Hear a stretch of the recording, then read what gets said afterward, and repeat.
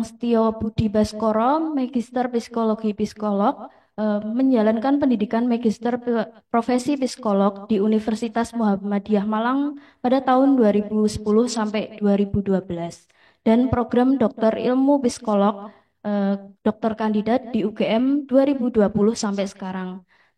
Sekarang beliau dosen di Universitas Muhammadiyah Malang 2012 sampai 2014, psikolog klinis Rumah Sakit Jiwa Menur Surabaya 2014 sampai sekarang, founder dan konsultan Brilian Psikolog 2012 sampai sekarang, dan founder Pension Academy. Waktu dan tempat kami persilahkan, dokter. Oke, tes. Ya, sudah. Sampun. Oke, maaf. Ya. Oke, terima kasih. Assalamualaikum warahmatullahi wabarakatuh. Selamat pagi, teman-teman semuanya. Waalaikumsalam warahmatullahi. Baik, ini langsung dimulai ya, Mbak ya. Langsung aja, dokter. Ya, oke. Bisa kedengaran suara saya, teman-teman? Aman ya? Baik, teman-teman, terima kasih atas kesempatannya. Saya banyak belajar dari Dr. Santi, Dr. Lila dari materi yang luar biasa tadi. Dan kita memang perlu melengkapi selain psikofarma, tapi juga pendekatan-pendekatan psikoterapi, pendekatan-pendekatan yang berbasis pada apa namanya sosial begitu ya. Dan kali ini izinkan saya untuk membawakan materi tentang clinical hypnosis untuk depresi dan kecemasan. Oke, baik teman-teman. Kita awali ya. Kita awali dengan pertanyaan nih, kenapa manusia mengalami gangguan psikis? Kan begitu ya. Jadi kadang-kadang kan kita mungkin berpikir kalau di rumah sakit kita ngomongin tentang neurotransmitter, tentang fisiologis dan sebagainya. Tetapi kita juga sadar bahwa fisiologis manusia atau neurotransmitter manusia, otak manusia itu juga dipengaruhi oleh sosial begitu. Dipengaruhi oleh coping mekanismenya dia, dipengaruhi oleh stres yang disebabkan oleh hal-hal yang menjadi permasalahan sehari-hari. So, pertanyaan pertama yang saya ajukan kepada Anda adalah kenapa manusia mengalami gangguan psikis gitu. Kenapa manusia mengalami gangguan psikis? Apakah tiba-tiba mengalami gangguan psikis? Oke, mungkin itu organik gitu. Tetapi ada juga orang-orang yang mengalami gangguan fungsional, yang itu disebabkan oleh mungkin saja ada stresor-stresor yang tidak bisa diatasi, gangguan-gangguan di dalam kehidupannya, masalah-masalah yang membuat dia terus-menerus akhirnya mengalami stres dan akhirnya mengalami gangguan psikis yang lebih berat begitu.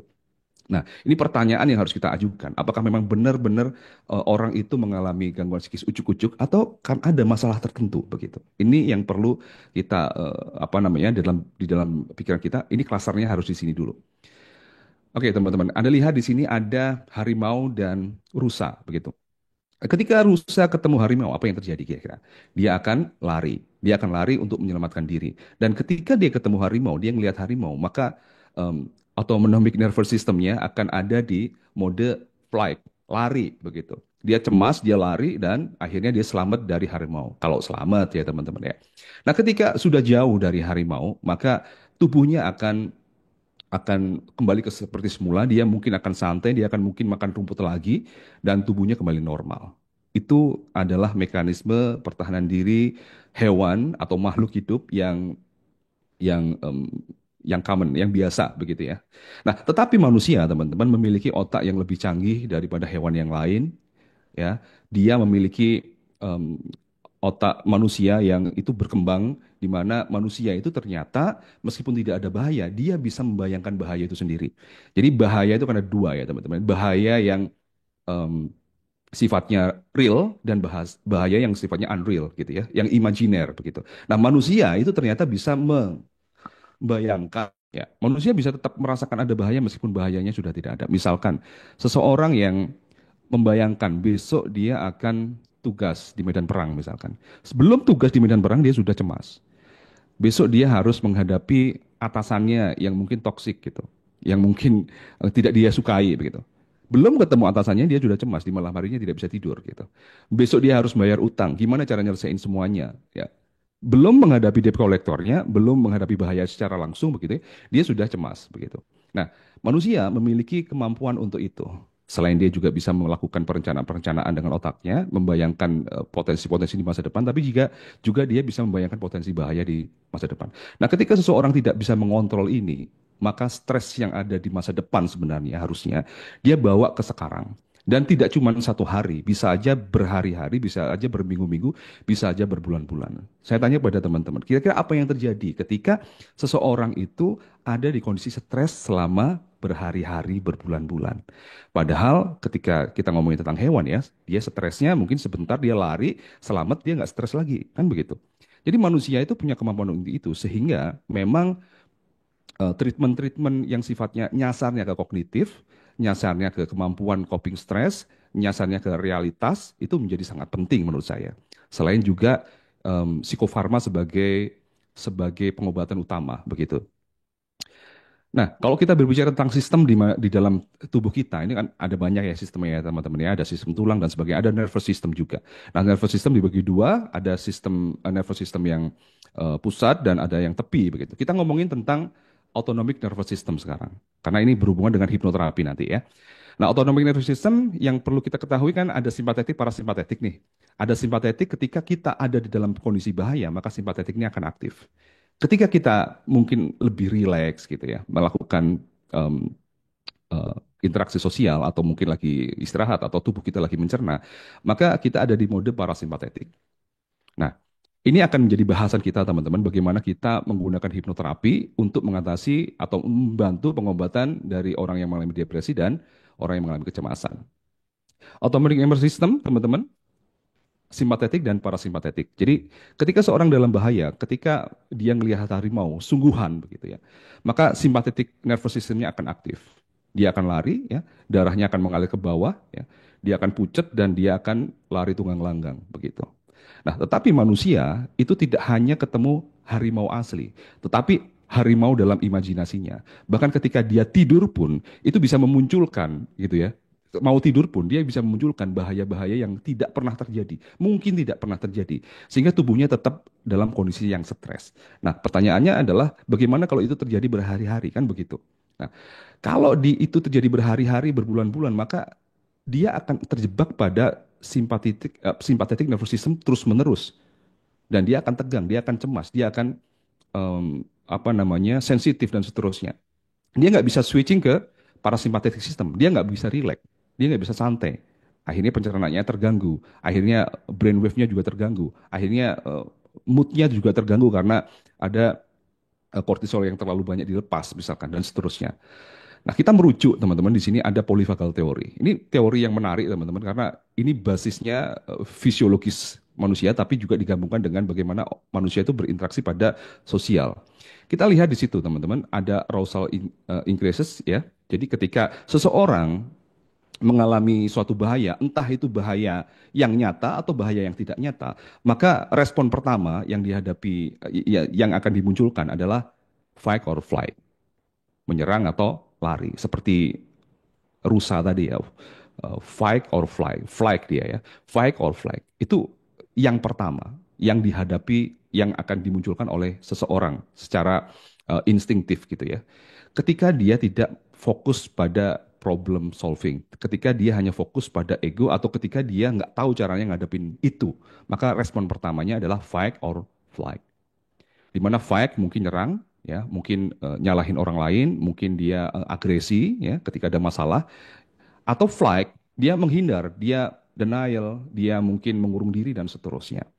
Maka ketika ini dilakukan terus-menerus, teman-teman, ini arousal akan terus naik, ya, ketegangan akan terus naik dan menghabiskan energi psikisnya. Dan ketika semakin lama dia gunakan coping mechanism fight or flight ini, maka akan muncul ya gejala-gejala cemas, bahkan panik akan kelihatan seperti itu. Dan ketika masalahnya itu tidak bisa dia selesaikan dan dia ada di dalam mode fight or flight terus-menerus, maka akan terjadi overwhelm. Dan kalau dia tetap tidak bisa mengatasi, maka dia akan menyerah. Tubuh akan berada dalam mode ketiga, yaitu mode freeze, mode membeku. Untuk apa? Tujuannya adalah untuk men-shutdown sistem agar tidak terlalu banyak menghabiskan energi. Ini polyvagal teori yang mengatakan seperti itu. Sehingga muncul simptom-simptom yang namanya depresi. Ada disosiasi di situ, ada kesurupan-kesurupan, ada keterpisahan antara tubuh dan rasanya. Ada numbness, nggak bisa ngerasain apa-apa. Ada perasaan-perasaan tidak bisa tertolong dan seterusnya.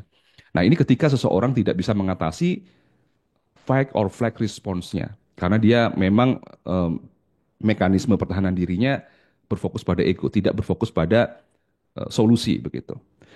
Nah, lalu apa yang harus kita lakukan gitu sebagai seorang tenaga kesehatan? Kita harus tahu bahwa klien perlu untuk switching ke mode yang lain. Ya, salah satu yang kita bisa lakukan bisa dengan psikofarma begitu ya, dan juga bisa dengan melakukan psikoterapi. Karena kita pahami bahwa klien kita adalah manusia. Saya pernah berkata kepada teman saya, bisa nggak orang patah hati dikasih obat lalu sembuh patah hatinya? Membantu, tetapi dia perlu untuk mengikhlaskan kan begitu. Berarti ada sisi sentuhan-sentuhan humanis, ada sisi sentuhan-sentuhan melakukan framing, melakukan pemaknaan ulang dan seterusnya, berserah dan seterusnya, gitu ya. Karena manusia punya determinasi, kemampuan untuk memutuskan begitu, kemampuan untuk mandiri begitu. Sehingga terapi-terapi psikologi menjadi hal yang penting di sini teman-teman. Nah, oleh karena itu di sini kalau kita tahu bahwa dia terlalu banyak memakai mekanisme pertahanan diri yang tidak tepat sehingga dia akhirnya menjadi freeze, dibutuhkan waktu memang untuk melakukan deaktivasi. Dia perlu menurun lagi ya ketegangannya, arousal increases, arousalnya diturunkan ya dengan cara ya seperti yang saya sebutkan tadi. Nah, polyvagal teori menyoroti pentingnya social engagement. Jadi manusia itu beda dengan makhluk lain karena ketika dia menyelesaikan masalah, dia perlu untuk terhubung dengan manusia yang lain. Sehingga terjadi yang namanya connection. Nah, ketika terjadi connection, maka dia akan merasa aman secara otomatis dan teraktivasi yang namanya saraf, yang namanya ventral vagal. Nah, ventral vagal ini adalah saraf yang ada ya teman-teman di dada ke atas. Ketika orang mengalami depresi, yang aktif adalah dorsal vagal, perut ke bawah. Nah, ketika orang depresi, maka biasanya kelihatannya wajahnya itu suram, tidak ada ekspresinya, flat begitu ya. Jadi dia tidak teraktivasi secara sosial ya, karena dia mungkin terlalu menarik diri, mungkin mekanisme pertahanan dirinya menarik diri. Maka menurut teori polivagal, obat yang cukup mujarab adalah membuat dia melakukan social engagement. Tentu saja untuk melakukan social engagement orang-orang yang mengalami depresi bisa saja itu kesulitan karena mungkin sejak kecil dia memang susah untuk bersosialisasi. Coping mekanismenya mungkin juga sudah jelek, mulai dari kecil, biasanya begitu ya. Sehingga kita perlu mengajari ya dengan social training ya, dengan mungkin memaknai kembali mungkin dengan hipnoterapi dan sebagainya. Ya, tidak semudah itu begitu. Dan juga bantuan-bantuan obat itu sangat dibutuhkan. Ya, ini tadi yang saya jelaskan ventral vagal dan dorsal vagal. Ya, hipnoterapi nanti akan mengaktifkan yang namanya vagus nerve. Ini juga bisa dilakukan dengan meditasi, misalkan mindfulness dan meditasi-meditasi yang lain atau relaksasi akan mengaktifkan yang namanya vagus nerve. Vagus nerve ini akan membuat tubuh dan pikiran itu akan menjadi lebih satu, akan lebih mindful begitu. Nah, salah satu latihannya adalah dengan mindfulness meditation, dengan hipnoterapi, misalkan bisa seperti relaksasi, bisa seperti itu. Oke, so kesimpulannya adalah gangguan psikis terjadi karena apa? Karena selalu ada respon stres yang disebabkan oleh pengkondisian tubuh karena stres dalam kurun waktu yang panjang. Dan ingatan-ingatan pemicu stres di pikiran. Tidak bisa kita pungkiri teman-teman kalau gangguan fungsional, ya misalkan PTSD, misalkan depresi, misalkan kecemasan, yang fungsional ya maksud saya, itu biasanya mereka memang punya masalah dan juga mungkin saja dia mengalami hal-hal yang membuatnya mengingat-ingat terus dan itu mengalami stres begitu. Misalkan beberapa klien mengalami abusive dari keluarga, ya. Mungkin ada juga hal-hal yang sifatnya traumatik baik di masa awal-awal perkembangan atau di perjalanannya gitu ya. Yang mana itu kesimpan dan akan muncul ya hipokampus akan aktif dan mengaktifkan amigdala yang akhirnya mengaktifkan respon fight or flight. Akhirnya muncul kortisol dari sistem HPA akan teraktivasi dan seterusnya. Jadi itu muter aja terus. Sehingga kita perlu tahu bahwa lingkaran setan itu perlu untuk diputus. Jadi apa yang harus kita lakukan untuk membantu klien untuk pulih? Yang pertama adalah membentuk respon baru terhadap stresor. Ya, seperti apa? Memaafkan, bersyukur, memaknai ulang, optimis, rileks, kontrol emosi dan rasa sakit. Ingat teman-teman bahwa manusia tidak hanya sekedar seonggok daging, tetapi dia punya kesadaran. dia punya keputusan terkait dengan kesadarannya sendiri. Sehingga terapi-terapi yang sifatnya manusiawi itu perlu juga untuk ditekankan. Dan treatment-treatment, perlakuan-perlakuan, sikap-sikap kita sebagai nakes yang sifatnya manusiawi itu perlu juga ditekankan. Ya. Lalu yang kedua, membentuk mekanisme coping yang tepat. Setelah membentuk respon baru terhadap stresor, yang kedua adalah membentuk mekanisme coping yang tepat. Seperti apa? Bangun kebiasaan baru yang positif, ya. Social training untuk membuat dia bisa bergaul lagi, untuk bisa membuat dia bersosialisasi lagi sehingga ventral vagalnya aktif, social engagementnya jalan. Yang ketiga, aktivasi perilaku karena perilaku ini nanti bisa mengaktifasi hormon-hormon neurotransmitter yang akan membuat dia menjadi lebih sehat. Misalkan dia yang tadinya mengurung diri di rumah, mungkin dia perlu untuk jalan kaki sekitar rumah, atau bahkan mungkin kalau sudah memungkinkan dia bisa nge-gym dan seterusnya. Ya, saya punya klien yang depresi cukup lama begitu ya. Em, dia pingin kuliah, tapi dia nggak bisa untuk melawan dirinya untuk kuliah. Ya selain dia berobat dengan psikiater, dia melakukan hipnoterapi ya dengan saya. Akhirnya saat ini dia sudah kuliah karena dia mau mencoba untuk melakukan sosial. Nah, ini adalah bentuk dari aktivasi perilaku yang juga akan sangat membantu kesehatan psikisnya. Yang keempat adalah skill baru yang menunjang. Tidak hanya cukup teman-teman untuk membuat dia bisa mengatasi masalah sehari-hari atau bisa membuat hatinya lebih enak, tetapi juga dia perlu merasa bangga bahwa dirinya itu bisa melakukan apa yang dia inginkan begitu. Jadi em, ketika dia bisa berprestasi, ketika dia bisa memiliki prestasi-prestasi yang bisa membuat hatinya itu bangga sama dirinya sendiri, itu menjadi sesuatu yang sangat penting. Apalagi bisa mencari uang, itu luar biasa, sangat penting ya teman-teman ya. Next. Tapi itu semua tidak mudah. Itu tidak mudah ya.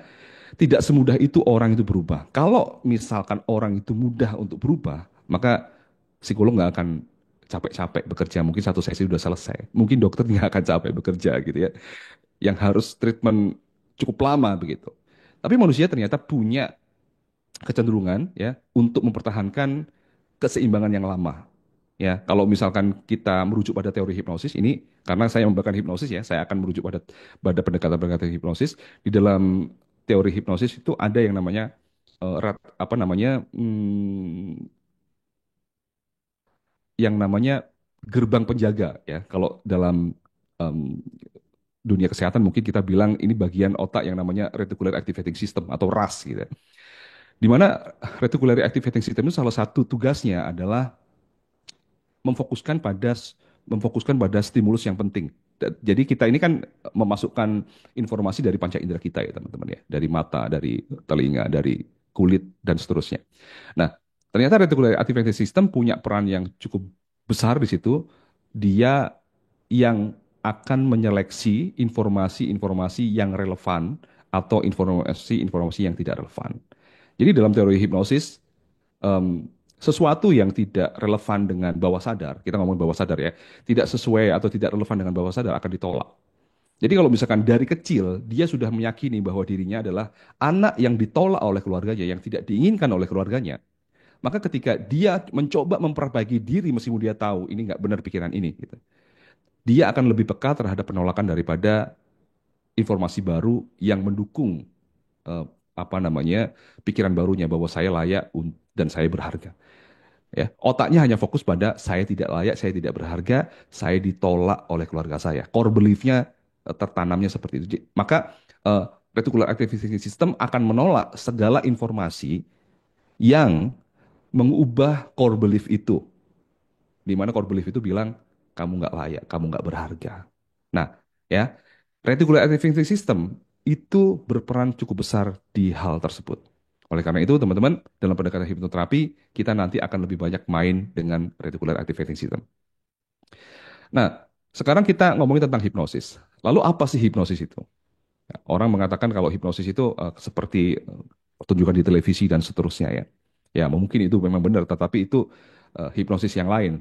Di dalam clinical hipnosis, kita memahami bahwa hipnosis kita gunakan sebagai media kita untuk melakukan terapi, ya. Apa itu hipnosis? Hipnosis, teman-teman, adalah bentuk kesadaran sebenarnya. Bentuk kesadaran yang dipengaruhi oleh bagian-bagian otak tertentu dengan cara kerja dengan cara tertentu, cara kerjanya, sehingga akan menghasilkan kesadaran tertentu yang kita sebut dengan kesadaran hipnosis. Kalau merujuk dari pengertiannya, hipnosis itu adalah kondisi terfokus atau selektif, di mana kita hanya fokus pada suatu titik, suatu hal, begitu ya. Dan menurunnya kesadaran perifer. Kesadaran perifer adalah kesadaran yang kita itu bisa fokus tidak hanya pada satu titik, tapi bisa pada beberapa titik sekaligus. Ya, orang bisa multitasking karena kesadaran perifernya lagi aktif, begitu. Yang ketiga adalah meningkatnya kapasitas untuk menanggapi sugesti. Jadi ketika ada dalam kondisi hipnosis, teman-teman, kesadaran hipnosis, kita ini lebih fokus, lebih mudah untuk menghayati, meresapi apa yang dikatakan oleh si hipnoterapisnya. Nah, orang mungkin mengatakan bahwa hipnoterapi itu cuma sugesti-sugesti aja nih, Pak Danang.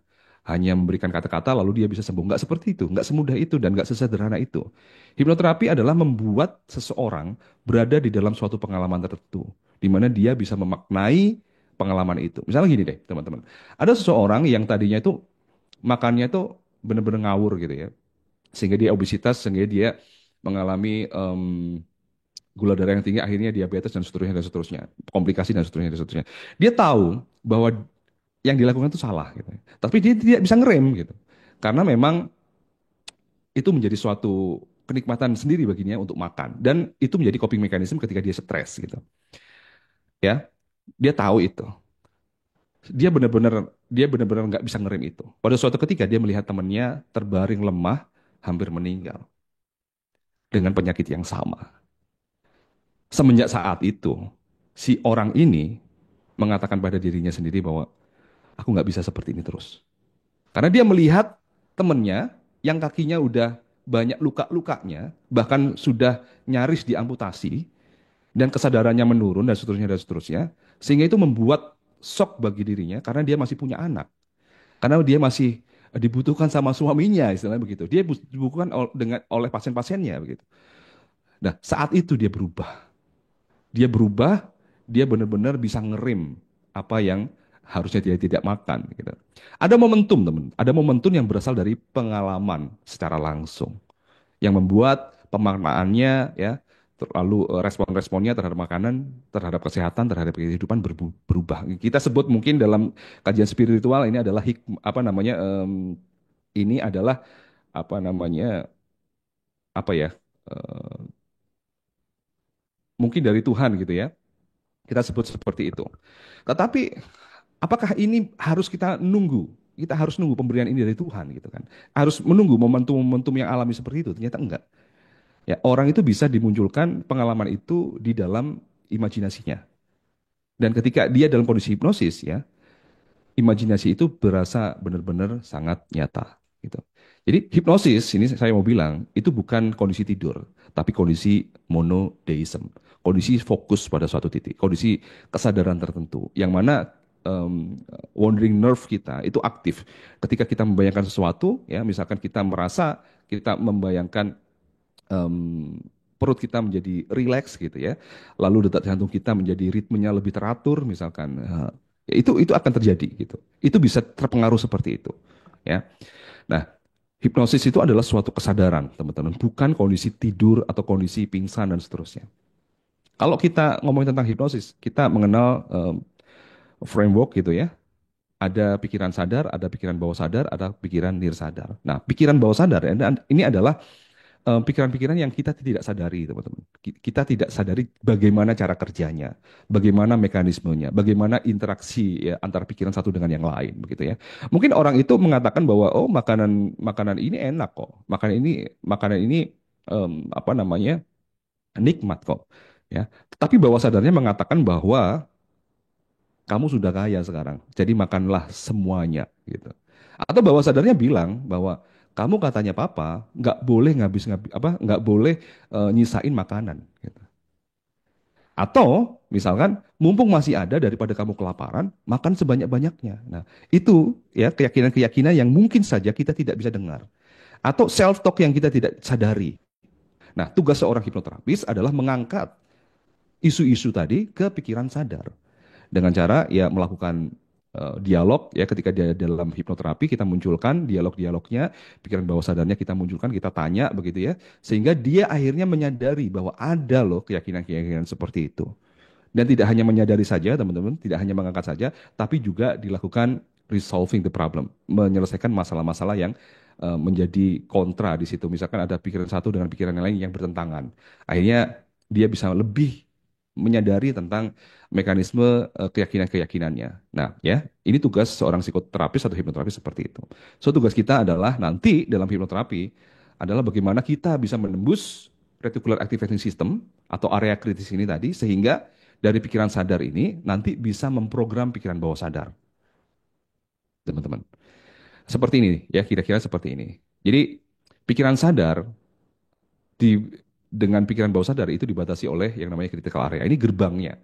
Ya, ketika seseorang mendapatkan sugesti atau mendapatkan saran kita sebut ya saran untuk berubah, maka dia mungkin akan bilang iya itu bagus, itu keren, saya akan mencoba berubah.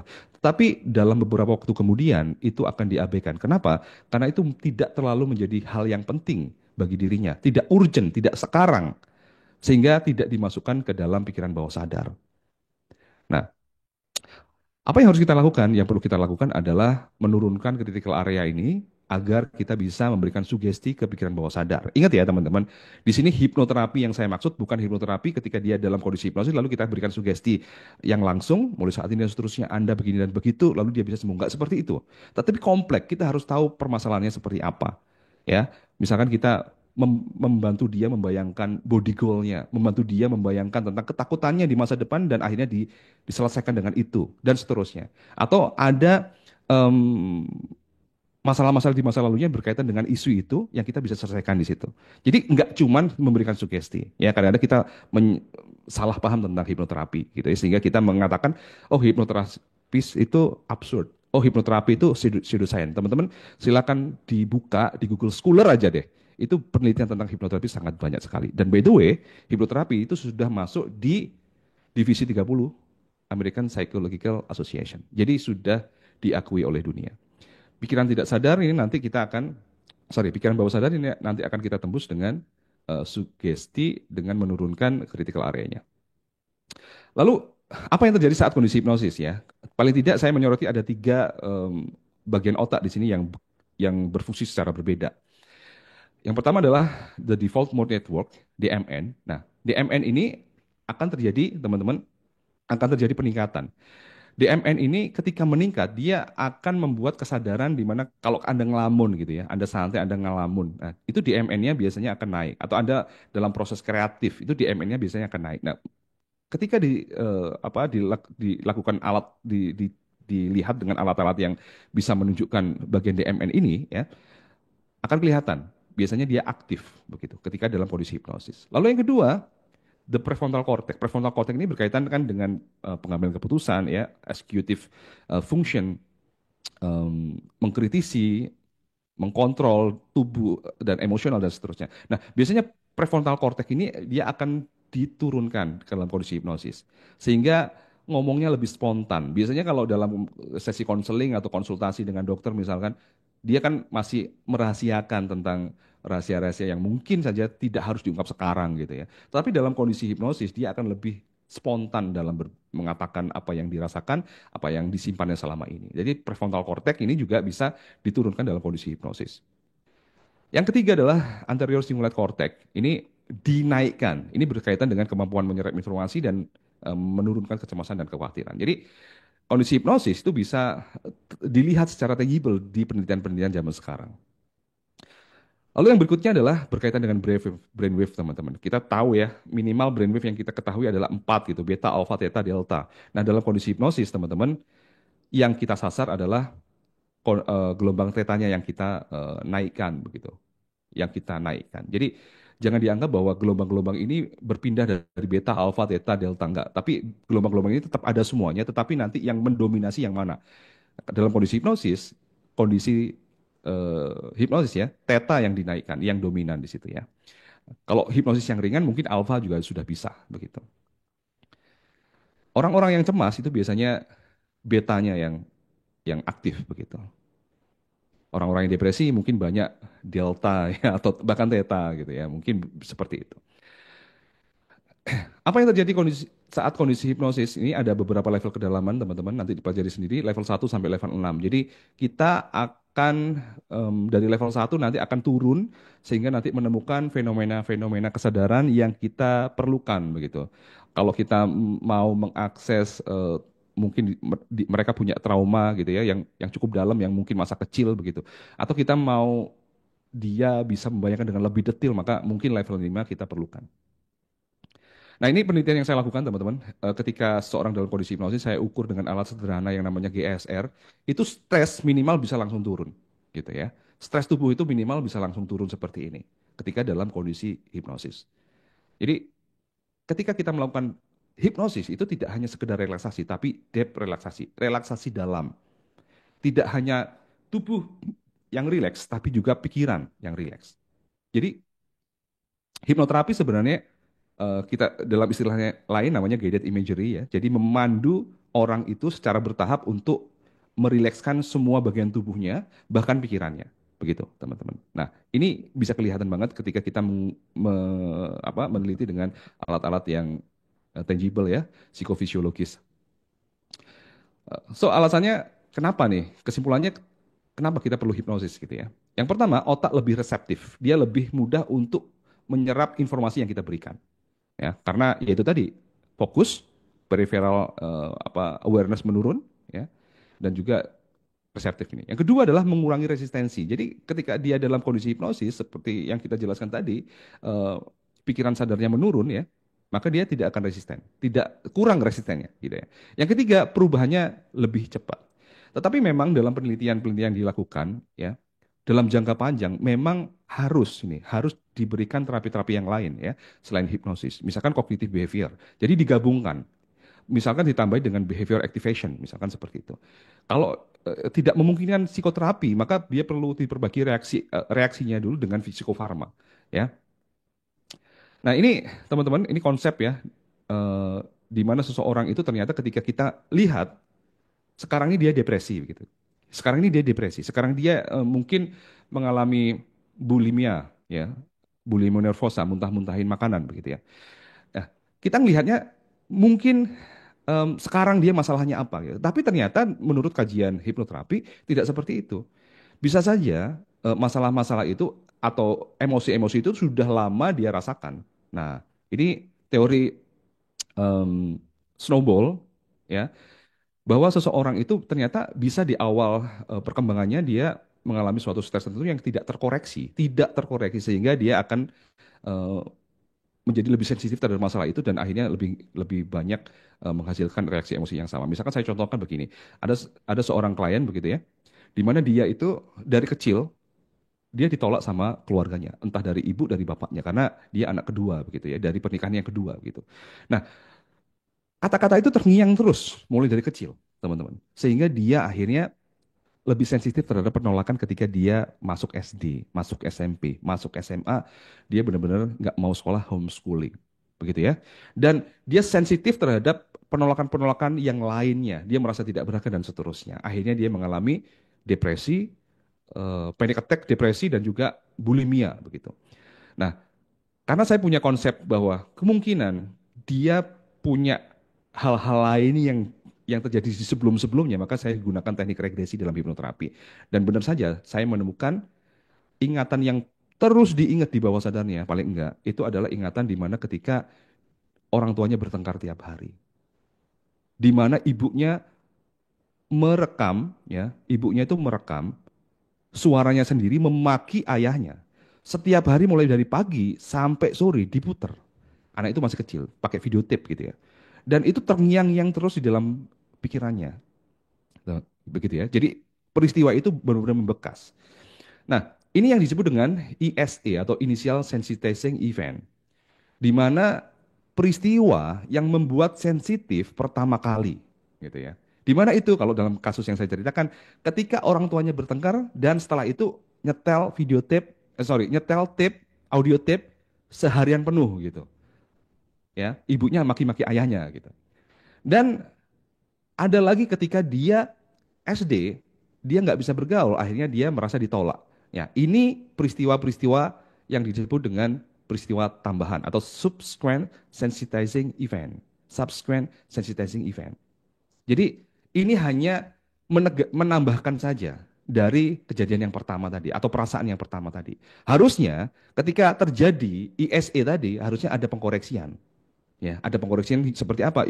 Ibu bapaknya baikan lagi, terus setelah itu tahu reaksinya anaknya benci sama ayahnya atau sama ibunya, terus dikoreksi dengan kata-kata atau mungkin dengan konseling dan sebagainya. Dan SSE ini mungkin nggak akan terjadi. Tapi karena nggak dikoreksi, maka ini seperti snowball, gelinding. Akhirnya ketika dia apa namanya lulus kuliah, ada suatu stres tertentu, akhirnya dia mengalami gangguan tadi. Dia muntah-muntahin makanan karena dia merasa nggak layak untuk hidup sehat. Dia nggak mau untuk melamar pekerjaan karena dia nggak layak untuk mendapatkan kehidupan yang baik. Dan dia selalu menjauhi keluarga besarnya karena di dalam pikirannya dia merasa ditolak. Dilakukan cognitive behavior therapy pun susah. Susah banget gitu ya. Akhirnya setelah hipnoterapi tadi mulai bisa diurai dan mulai dikoreksi. Dan alhamdulillah sekarang sudah hilang bulimianya dan mulai membaik ya. Meskipun nggak semudah itu, panjang ceritanya gitu ya, teman-teman ya. So, hipnoterapi sama dengan pembelajaran di ranah pikiran bawah sadar. Sebenarnya semua psikoterapi itu nyasarnya pembelajaran di ranah pikiran bawah sadar. Karena yang disasar adalah keotomatisan kan.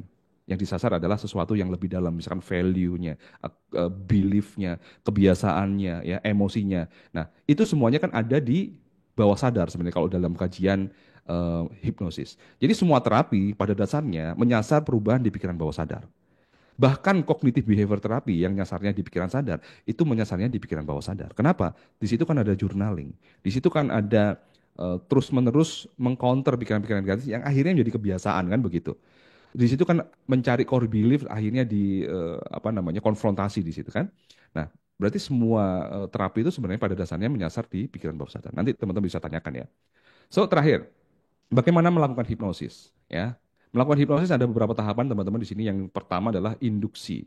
Ya, yang pertama adalah induksi. Jadi kondisi kondisi biasa, kondisi non hipnosis, kita lakukan induksi agar dia bisa masuk dalam kondisi yang lebih rileks atau kondisi hipnosis ringan.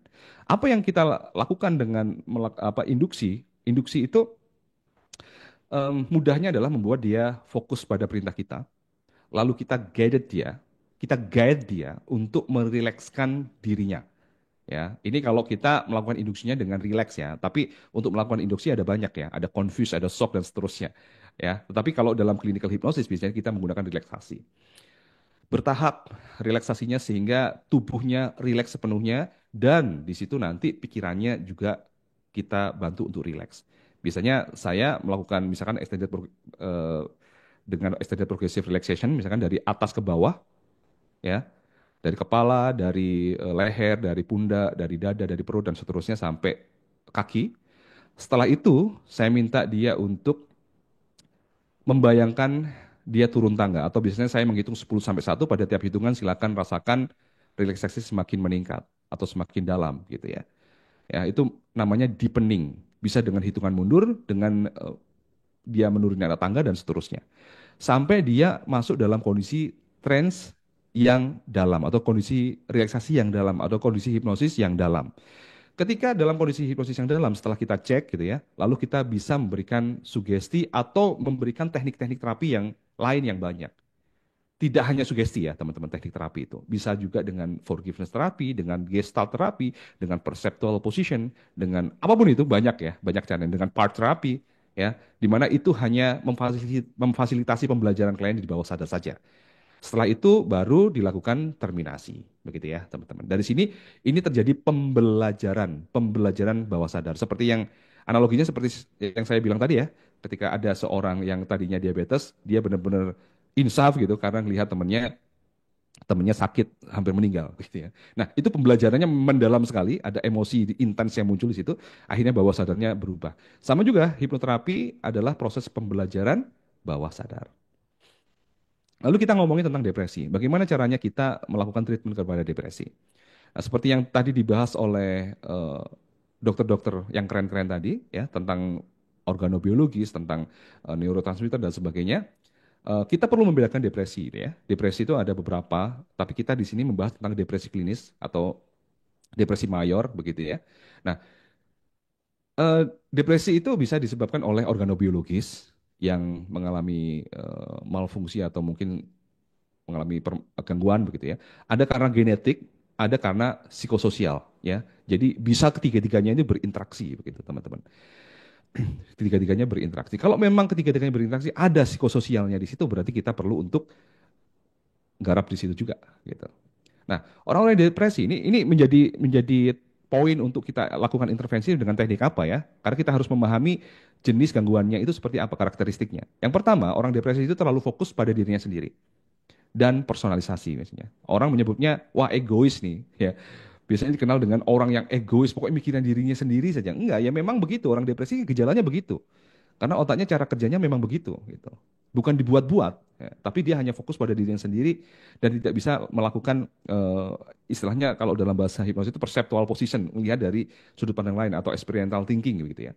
Yang kedua, yakin bahwa kondisi yang dialami itu dapat diubah dan permanen. Dia memiliki keyakinan karena rasanya begitu.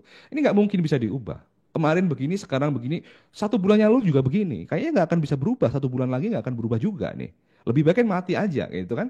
Itu kebanyakan orang-orang yang depresi itu bunuh diri karena ya itu tadi dia benar-benar helplessness gitu.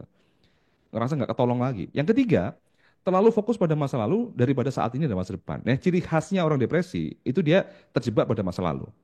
Ya, terjebak pada masa lalu. Karena di situ ya terjadi perubahan organobiologis juga ya. Dan dia sulit untuk melihat masa depan. Yang keempat, gaya berpikirnya itu ruminasi atau apa ya? Overthinking gitu ya. Jadi cara berpikirnya itu general ya, basisnya verbal self talk gitu ya. Tidak ada konteks, dia nggak bisa menempatkan konteks secara tepat begitu dan berlebihan dalam mengevaluasi diri. Nah, kita menjadikan 4 karakteristik ini menjadi patokan bagaimana kita melakukan hipnoterapi pada klien.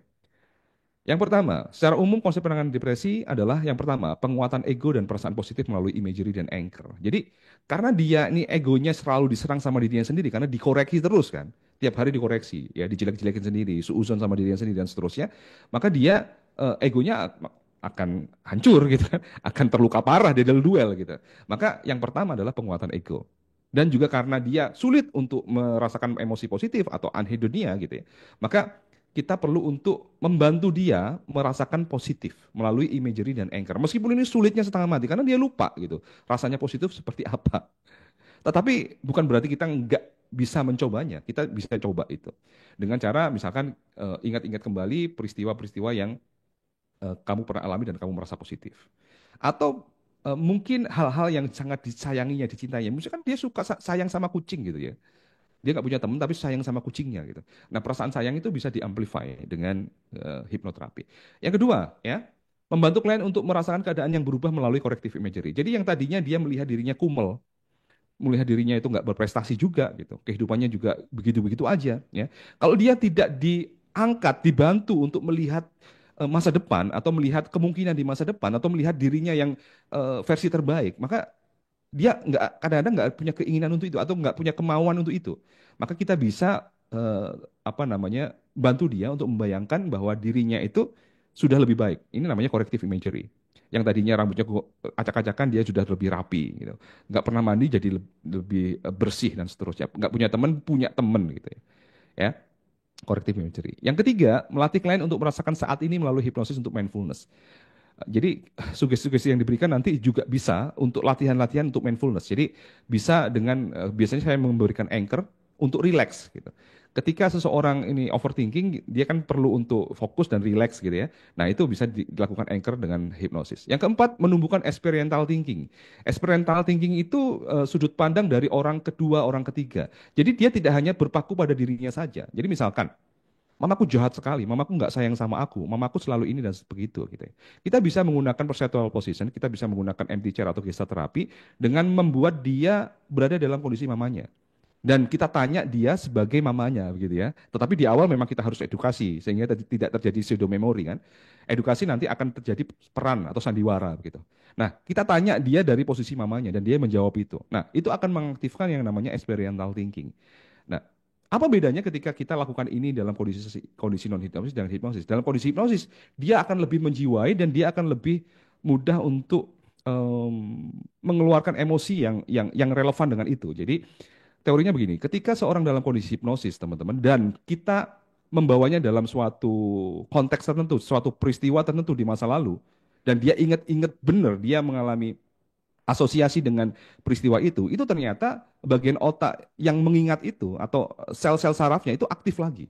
Yang lama itu tadi, yang bertanggung jawab pada memori itu akan aktif lagi dan itu akan lebih mudah diproses. Termasuk ketika dia terfiksasi di masa lalunya. Itu fiksasinya bisa dimunculin lagi ya dan kita bisa proses di situ. Yang kelima, menyembuhkan trauma yang ada sehingga amigdala tidak aktif secara berlebihan dan emosi negatifnya menurun. Ya misalkan dia ngelihat HP, takut ngelihat CCTV, takut karena dulu pernah direkam. Saya pernah nangani seperti itu. Atau tentara yang habis tugas dari Papua gemetar gemetar gitu ya. Nah, berarti itu ada trauma. Ketika kita kita bantu dia untuk bukan menyembuhkan ya. Kita bantu dia untuk lebih bisa meregulasi kenangan-kenangan masa lalunya dan bisa bisa lebih rileks ketika menghadapi itu, sensitivitasnya berkurang. Maka amigdala ini tidak terlalu aktif karena hipokampusnya sudah tidak terlalu mengeluarkan memori-memori yang seperti itu, sehingga dia lebih adaptif. Nah, ini kalau depresi ya teman-teman. Terakhir, kecemasan karena waktunya sedikit nih ya. Kecemasan ya. Em, ini kan sebenarnya ketika seseorang ada di mode fight or flight yang terus-menerus ya. Dan ini bisa menjadi lingkaran setan. Misalkan orang-orang dengan hipokondria atau orang-orang dengan yang ngerasa dirinya sakit tapi sebenarnya nggak sakit, berpikir aku sakit gitu. Lalu dia merasa wah stres nih, lalu adrenalin keluar kan, ya. Ternyata itu bisa membuat dia makin melihatkan gejala-gejala yang seperti sakit, seperti keringat dingin, jantung berdegup kencang dan sebagainya. Wah, kan bener kan jantungku. Nah, ini akan menegaskan bahwa dia memang beneran sakit. Ini akan muter terus. Itu siklus kecemasan, teman-teman. Oke. Lalu secara umum konsep penanganan kecemasan seperti apa? Yang pertama temukan pola kecemasan dulu. Seperti apa? Oke, yang tadinya keringat dingin lalu berpikir aku sakit gitu. Lalu makin stres dan seterusnya. Ini yang dinamakan dengan pola. Lalu yang kedua, ajari caranya coping stres ya. Salah satunya bisa diajari dengan self hypnosis. Jadi dia dia tarik nafas, keluar nafas, masuk dalam kondisi hipnosis lalu dia self talk. Oh, ini nggak apa-apa kok. Kemarin dokter bilang cek darahnya, cek ininya semuanya normal kok gitu. Lalu yang ketiga dengan ego strengthening. Jadi kita bisa memberikan sugesti yang berkaitan dengan penguatan ego bahwa kamu bisa melalui ini ya kamu ini dan seterusnya. Lalu yang keempat, alihkan internal dialog yang negatif. Jadi dia bisa mengalihkan internal dialognya yang negatif itu ke positif dialog ya. Yang kelima, akses kondisi rileks dan di situ bisa menanamkan anchor sehingga ketika anchor itu jangkar ya teman-teman. Ketika tangan seperti ini misalkan dia akan merasa menjadi lebih rileks, atau lebih positif, lebih semangat. Ketika dia ada dalam kondisi kecemasan, dia bisa potong, dia bisa break pattern dengan jangkar itu tadi. Yang terakhir adalah latihan mental positif. Jadi dia positive thinking terus begitu ya, yang nggak toxic positivity juga, tetapi dia membayangkan masa depan yang baik atau kemungkinan-kemungkinan yang terjadi itu netral minimal dengan mungkin melakukan self hypnosis gitu. So, kesimpulannya teman-teman, bagaimana hipnosis mengurangi gejala? Yang pertama adalah mengurangi intensitas emosi negatif yang mungkin saja itu disebabkan oleh ada traumatik di dalam dirinya, traumatic event yang mungkin belum belum bisa dimenai secara baik, belum terproses gitu ya. Jadi itu bisa dikurangi emosi negatifnya atau diajari caranya untuk mengurangi emosi negatifnya atau bisa saja dikeluarkan emosi negatifnya itu lalu dirilekskan lagi. Yang kedua adalah dengan meningkatkan pengendalian diri. Jadi bagian otak tertentu yang berkaitan dengan pengendalian diri itu bisa dikuatkan di situ dengan sugesti-sugesti tertentu. Yang keempat, meningkatkan intensitas emosi positif. Jelas ya, ketika kita ngomongin tentang depresi, emosi positif agak susah untuk diakses sehingga kita bisa apa namanya melatih dia untuk mengakses emosi positif. Emosi positif tidak selalu bahagia atau senang ya teman-teman. Emosi positif itu juga bisa berkaitan dengan syukur, nerimo. Itu juga emosi positif. Yang kelima, yang keempat, memperbaiki pemaknaan terhadap situasi. Ini yang poinnya di sini. Jadi pemaknaan terhadap situasi. Jadi meskipun rasanya nggak enak Mas Yan, ya, karena belum banyak berubah di neurotransmitter dan neurobiologinya belum banyak berubah, tetapi dia perlu melatih pemaknaan terhadap situasi. Misalkan apa namanya dimarahin ibunya gitu, bagaimana dia memaknai itu. Misalnya ketemu orang bagaimana memaknai ketika dia mengalami kesulitan bagaimana memaknai itu dan seterusnya. Atau memaknai tentang peristiwa-peristiwa di masa lalunya gitu. Jadi memperbaiki pemaknaan terhadap situasi itu sesuatu yang penting dan sangat berdampak. Memang nggak akan kemungkinan ini akan sangat membantu pengobatan juga yang dilakukan oleh teman-teman psikiater. So, teman-teman, kesimpulannya, jika Anda memiliki hanya satu alat, yaitu palu, maka Anda melihat semua masalah seperti paku. Anda cuman malu, malu, malu gitu ya, teman-teman. Jadi, salah satu pendekatan yang kita bisa pelajari adalah clinical hypnosis. Meskipun saya dalam praktek tidak hanya memakai pendekatan ini ya, banyak yang saya lakukan dan saya juga kolaborasi dengan teman-teman psikiater. So, mungkin itu Mbak Admin, teman-teman semuanya. Terima kasih. Kalau ada pertanyaan, silakan. Oke, terima kasih untuk Bapak Danang Baskoro, Magister Psikolog-Psikolog yang telah menyampaikan materi hipnoterapi dan gangguan cemas dan depresi. Selanjutnya, mari kita ke sesi diskusi. Izinkan saya untuk membacakan beberapa pertanyaan. Yang pertama dari Saudara Frida Tia R. Apakah perbedaan dari CBT dan hipnosis dalam penanganan core belief yang tidak adaptif? Monggo Bapak, kami persilahkan untuk menjawab. Ya, terima kasih, Mbak. Jadi, kalau kita ngomongin tentang CBT atau mungkin em, apa namanya kognitif terapi gitu ya, biasanya atau RBT misalkan ya, rational emotive behavior therapy misalkan, kita akan mencari core belief-nya dengan pertanyaan-pertanyaan misalnya. Dengan pertanyaan-pertanyaan atau dengan cerita klien dalam kondisi dalam tanda kutip non hipnosis atau kondisi sadar kita bilang seperti itu. Nah, kadang-kadang nemu, kadang-kadang juga nggak nemu gitu ya. Tapi dalam kondisi hipnosis, meskipun nggak semua kasus bisa ketemu ya, tetapi dalam kondisi hipnosis kita bisa mengakses ingatan-ingatan. Saya ulangi, kita bisa mengakses ingatan-ingatan yang relevan dengan kejadian itu. Misalkan, ketika seseorang itu nggak pede ketika dia mau melamar pekerjaan atau dia terlalu sensitif terhadap penolakan, kita bisa minta dia untuk fokus pada perasaan itu, di-amplify, dibesarin, lalu kita minta dia untuk mengingat-ingat peristiwa di masa lalu yang memunculkan perasaan seperti ini. Yang pertama kali memunculkan seperti ini, ya. Dan ternyata otak bisa mengingat-ingat itu. Jadi ketika emosi itu kan sifatnya dia akan terhubung dengan emosi yang sama begitu. Ketika emosi sekarang di dalam peristiwa yang dihadapi itu memunculkan emosi tertentu, misalkan emosi apa ya, emosi sedih misalkan, maka itu akan menghubungkan emosi sedih yang sama dengan peristiwa-peristiwa di masa lalu. Jadi ketika itu bisa diakses, kita menggunakan regresi, kita bisa menggunakan affect bridge ya, jembatan perasaan. Kita minta dia untuk mencari peristiwa yang mirip atau peristiwa yang relevan, peristiwa yang ada hubungannya dengan perasaan ya, bukan peristiwa dengan perasaan ini, peristiwa yang mirip dengan perasaan yang kamu rasa sekarang. Nah, itu bisa menemukan memori itu. Jadi dia mengalami regresi dan dia bisa menemukan. Nah, ketika kita sudah tahu, oh, dia bercerita tentang ayahnya yang bertengkar sama ibunya. Di situ kita bisa tanya-tanya akhirnya. Oh, oke, core belief-nya adalah itu. Bahwa aku nggak berharga di mata orang tuaku. Nah, itu core belief-nya di situ. Ya, jadi aku ini nggak berharga orangnya gitu. Aku itu nggak disayangi sama bapak ibuku. Nah, itu kalau kita menggunakan pendekatan hipnoterapi. Kira-kira begitu ya, Bu ya. Terima kasih untuk pertanyaan selanjutnya dari Diah Ayulandari dan Helmi Rahmadani. Bisakah hipnoterapi diterapkan pada pasien dengan gangguan demensia dan skizofrenia? Oke, salah satu kontraindikasinya yang nggak boleh gitu ya. Salah satunya adalah schizophrenia, juga epilepsi, juga orang dengan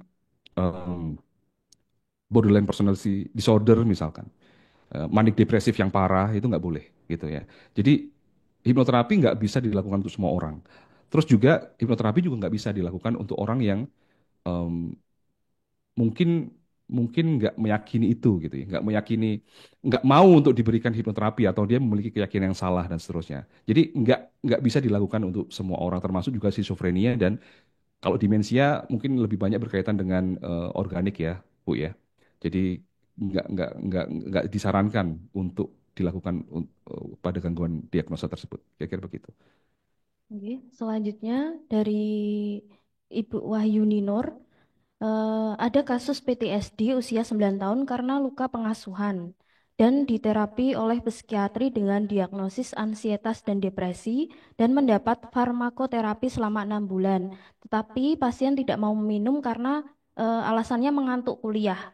Konseling apa yang dapat diberikan untuk pasien supaya pasien sembuh dari luka pengasuhan?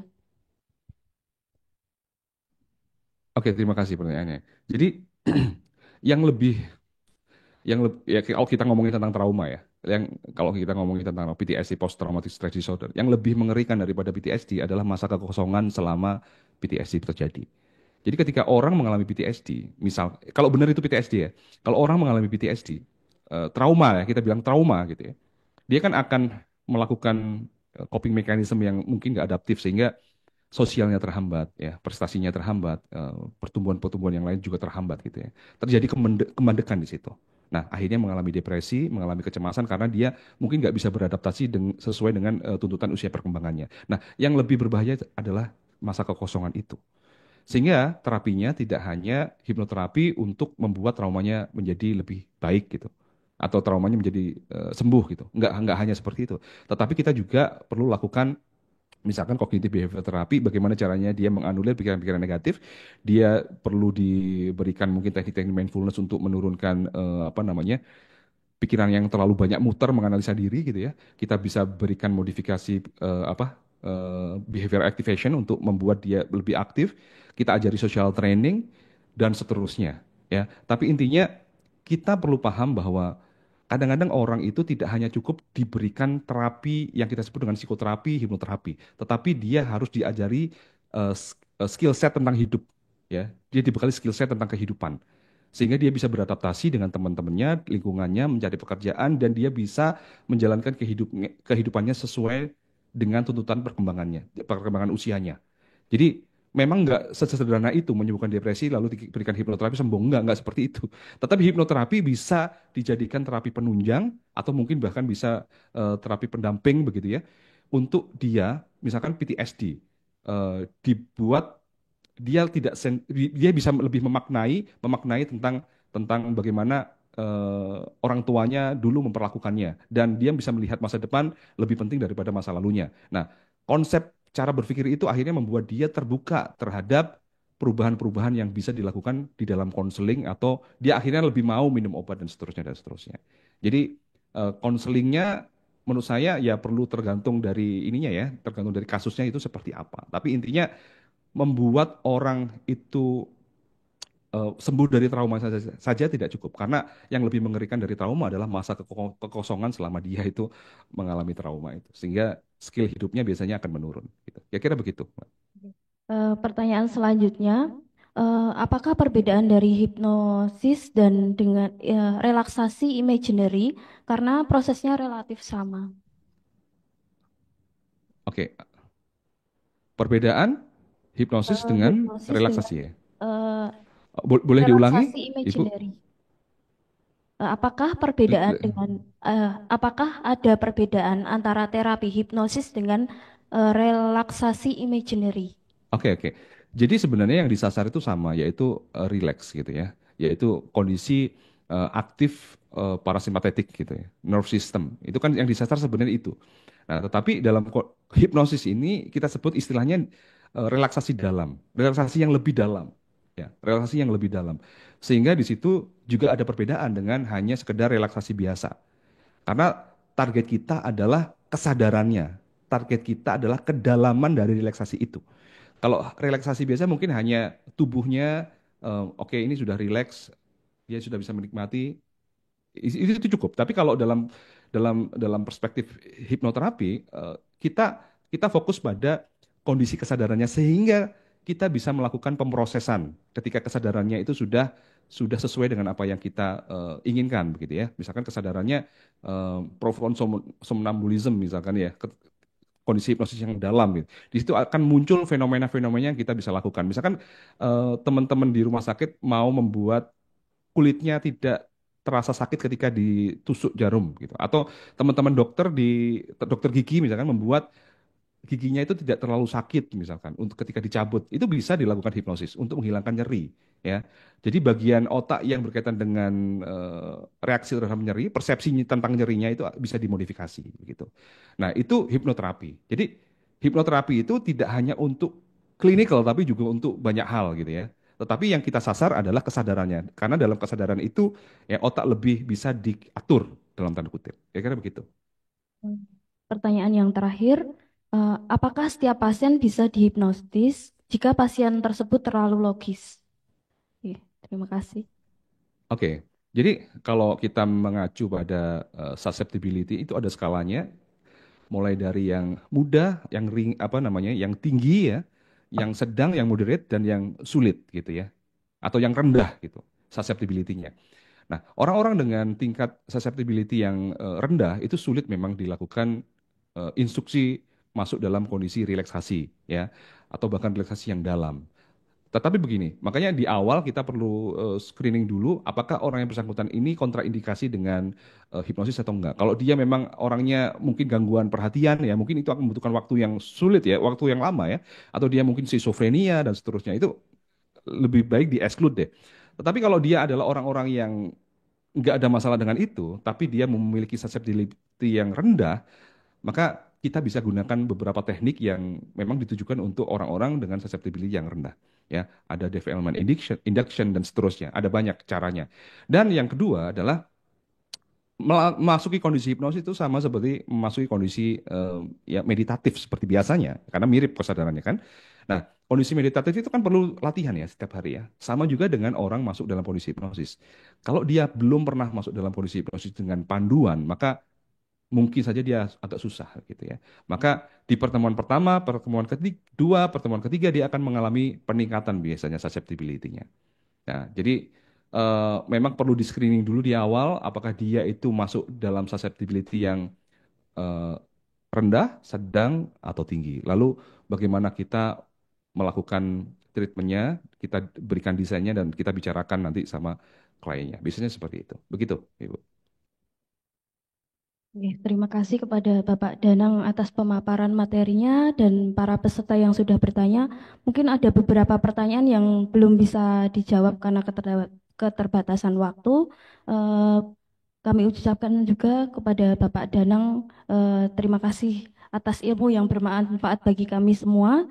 Eh, Jika Bapak Danang berkenan untuk mengikuti acara sampai selesai, kami sangat senang sekali dan dipersilahkan. Tapi jika Bapak Danang ada keperluan, monggo kami juga persilahkan. Ya, terima kasih Bapak Danang. Terima kasih.